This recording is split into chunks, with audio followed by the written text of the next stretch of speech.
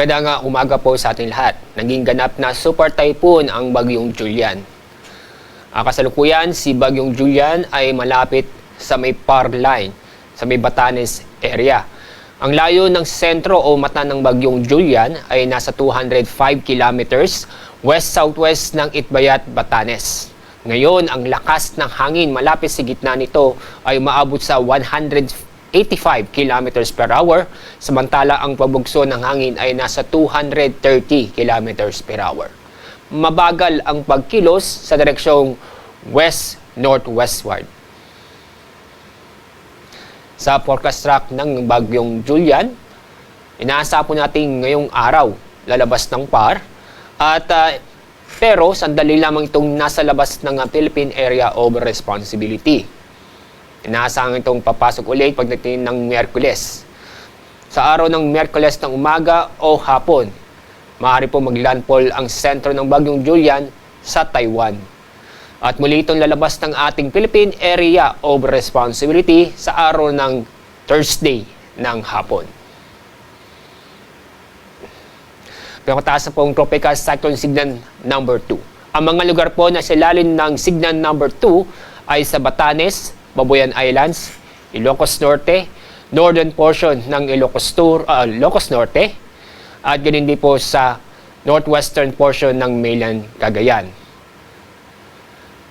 Kataas pa rin ang signal number 1 sa lalabing bahagi po ng Ilocos Norte, Ilocos Sur, La Union, Pangasinan, Apayao, Kalinga, Abra, Mountain Province, Ifugao, Benguet, lalabing bahagi po ng mainland Cagayan, Isabela, Quirino, Nueva Vizcaya, northern portion ng Aurora at northern portion ng Nueva Ecija.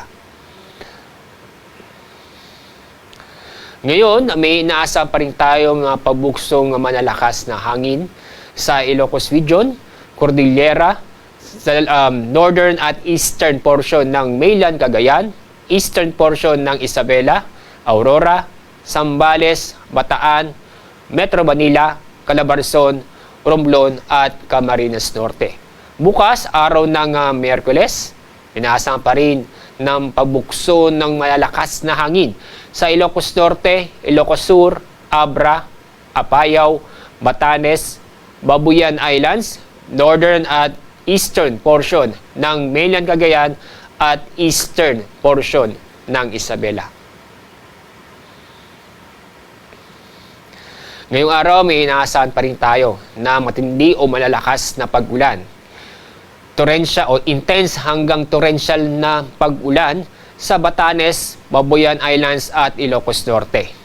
Heavy to intense na pag-ulan naman sa Abra, Apayao, Benguet at Ilocos Sur. Moderate to heavy rains naman sa mainland Cagayan at sa lalabing bahagi ng Cordillera at Ilocos Region.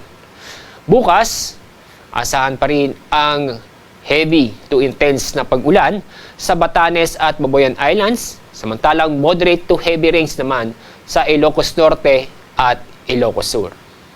At dahil po dito, patuloy pa rin tayong mag-ingat at maging alerto dahil nandiyan pa rin po ang banta ng pagbaha o pagguho ng lupa.